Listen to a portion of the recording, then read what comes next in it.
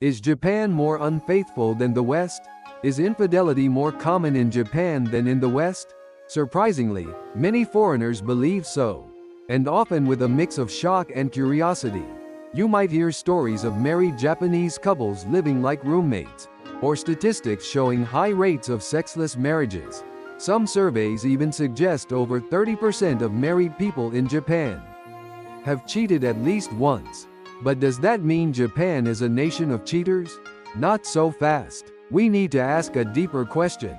Is infidelity really more common or just more hidden elsewhere? In some countries, cheating leads to open confrontation, shouting, divorce. In Japan, it often stays quiet, secret, and unspoken.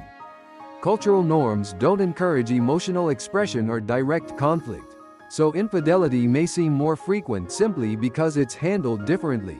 Less visible doesn't mean less real, and more visible doesn't mean more common. Could it be that the difference lies not in behavior, but in how different cultures respond to betrayal? Marriage without romance? Social pressure to marry. Can marriage be more about duty than love? In Japan, many people feel intense pressure to marry, not just from family, but from society itself. There's a silent expectation: you grow up, get a job, and then you marry. Love isn't always the reason. Sometimes, it's simply the next step in life. For men, marriage signals stability and maturity. For women, it still carries ideas of success and respectability. Even those unsure about romance often feel they should marry by a certain age. And so, many do. Not for passion but for approval. This can lead to marriages where emotional connection is weak or absent. Over time, frustration builds. And when people feel trapped in loveless unions, some quietly look outside their marriage for what they couldn't find inside. Could it be that the pressure to marry quickly leads to emotional distance later? Emotional distance at home. The silent couple dynamic. Can silence be more painful than words? In many Japanese marriages, emotional distance grows quietly over time. Couples may live together, eat together, even sleep in the same house, but not really talk, touch, or share their inner lives. It's not about hate, it's about habit, busy schedules, traditional roles, and the belief that love fades with age. All contribute to a quiet but growing gap between partners. Many couples stop saying "I love you." Some stop sharing meals. Others begin sleeping in separate rooms. This isn't always seen as a problem. In fact, many Japanese people believe that a peaceful home is one with less talk, not more. But inside that peace, some feel lonely, unseen, or emotionally abandoned. And when love disappears not in a fight, but in silence, people may begin looking elsewhere for connection, warmth, and validation. Could it be that emotional distance, not conflict, is the silent door that opens to infidelity? Sexless marriages, a hidden crisis. Can a marriage survive without physical intimacy? In Japan, this is not a rare situation. Studies show that more than 40% of married couples report being in sexless relationships. That means no physical intimacy for a month or more, and often, much longer. Surprisingly, this is not always viewed as a crisis. Many couples quietly accept it as part of life. Busy work schedules, exhaustion, childbirth, or even embarrassment often create distance in the bedroom. But unlike in many Western cultures, discussing these issues openly is considered awkward or even shameful. So the silence grows, and with it, unmet needs. When physical closeness disappears, emotional distance often follows. Some seek connection through affairs, not because they're thrill seekers, but because they feel invisible in their own homes. Could it be that Japan's quiet acceptance of sexless marriages is one reason why emotional escape routes like infidelity are so common? Cultural taboos around divorce. If you're unhappy in marriage, why not just get divorced? In many countries, that seems like the obvious solution. But in Japan, divorce is still surrounded by stigma. Even though it's more common today, many people still see it as a personal failure, something shameful or selfish. Parents worry about their children's future. Women fear financial instability and social judgment. Men worry about losing face or disappointing their families.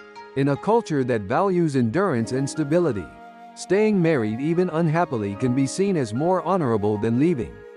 So, instead of ending the relationship, some choose to live double lives, one public, one private. They stay married for appearance, but seek emotional or physical comfort elsewhere. This way, they avoid confrontation, but also avoid resolution. Could it be that the social fear of divorce in Japan leads people to quietly choose infidelity instead? Cheating without guilt? The non-confrontational culture. Why does cheating in Japan often seem so quiet and guilt-free? In many countries, infidelity triggers anger, confrontation, and even revenge. But in Japan, reactions are often surprisingly calm. Affairs happen and are sometimes quietly ignored. Why? Japanese culture deeply values harmony, peace, and avoiding conflict. People are taught from a young age not to disturb the group or cause embarrassment. So when cheating occurs, it's not always exposed or punished. Sometimes, it's hidden to protect the family. Other times, it's silently tolerated to avoid emotional chaos. It's not that people don't feel hurt. It's that they're expected to endure quietly for the sake of peace.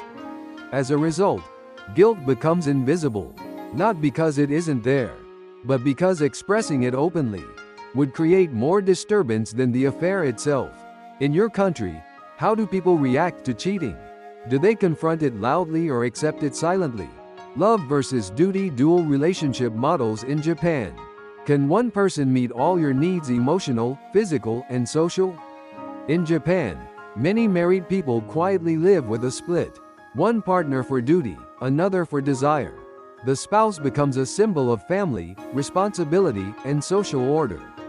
The lover becomes a place for warmth, attention, and emotional intimacy. It's not always about sex. Sometimes, it's about being seen, heard, and valued. This dual model relationship, one public, one private, lets people fulfill different needs without breaking social expectations. In some cases, both partners know and silently accept.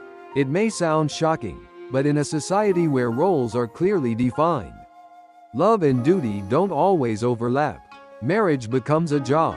Love becomes a break from that job. Is it right or wrong?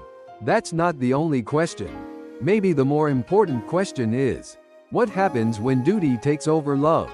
The rise of discreet affairs, technology, and secrecy. What happens when cheating becomes easier and harder to detect? In modern Japan, discreet affairs are on the rise. With smartphones, encrypted apps, and private social media accounts, it's now possible to live a double life more quietly than ever before. But technology alone isn't the cause. It's the perfect tool for a culture that already avoids confrontation. People don't want messy breakups, public shame, or emotional scenes. So instead, they hide. They text in code, meet in distant places, or use work trips as cover. There's even a booming industry for discreet affair services. From secret dating apps to hotels that value privacy above all. These affairs aren't always about excitement. They're about escape. Escape from pressure, silence, loneliness, or obligation. When home no longer feels like a place of connection, the digital world offers a hidden door. Could it be that Japan's cultural silence, combined with modern tech, has created the perfect environment for invisible betrayal, public acceptance, or quiet tolerance? Do Japanese people really accept infidelity or just avoid talking about it? At first glance, it may seem like cheating is more tolerated in Japan. Scandals break, but many return to normal life quickly. There's less public outrage, fewer tabloid chases, and often no divorce. But this doesn't mean infidelity is accepted. It means it's quietly endured. In Japanese culture, what matters most is not moral judgment, but keeping social harmony intact.